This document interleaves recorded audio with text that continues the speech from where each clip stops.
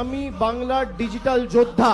আমি যখন এই কর্মসূচির কথা ঘোষণা করেছিলাম তখন আমাদের মূল উদ্দেশ্য ছিল বিভ্রান্তিকর প্রচার, ভারতীয় জনতা পার্টি বাংলাকে হেয় করার জন্য, ছোট করার জন্য, কলুষিত করার জন্য বিভিন্নভাবে টাকা পয়সা ছড়িয়ে ব্যবহার করেছে। তারা নিজেদের বুকের রক্ত দিয়ে ডিজিটাল ব্যারিকেড হয়ে দাঁড়িয়ে সেই চক্রান্ত এবং সেই প্রয়াসকে রুখবে। প্রতি মুহূর্তে বিজেপি কোথাও যদি কিছু পোস্ট করে, এটা আমাদের সকলের দায় দায়িত্ব, সেটা টুইটার হোক, ফেসবুক হোক, ইউটিউব হোক, সঙ্গে সঙ্গে সেটা ক্রস চেক করে সেটা কাউন্টার করা।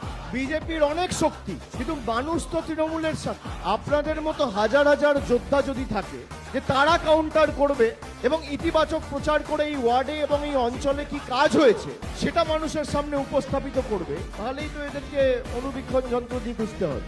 বিজেপির থেকে তৃণমূল কোনো অংশে কম নেই। তৃণমূল ভারতবর্ষের মধ্যে একমাত্র দল যে ধারাবাহিকভাবে বছরের পর বছর বিজেপিকে লেজে গোবরে হারিয়েছে ইলেকশনে। অন্য রাজনৈতিক দল বিজেপির কাছে হারে, আর সেই বিজেপি তৃণমূলের কাছে হারে। ভারতবর্ষে একমাত্র রাজনৈতিক দল। আর আপনারা কিন্তু কথা দিলেন 250 করতে হবে, 250।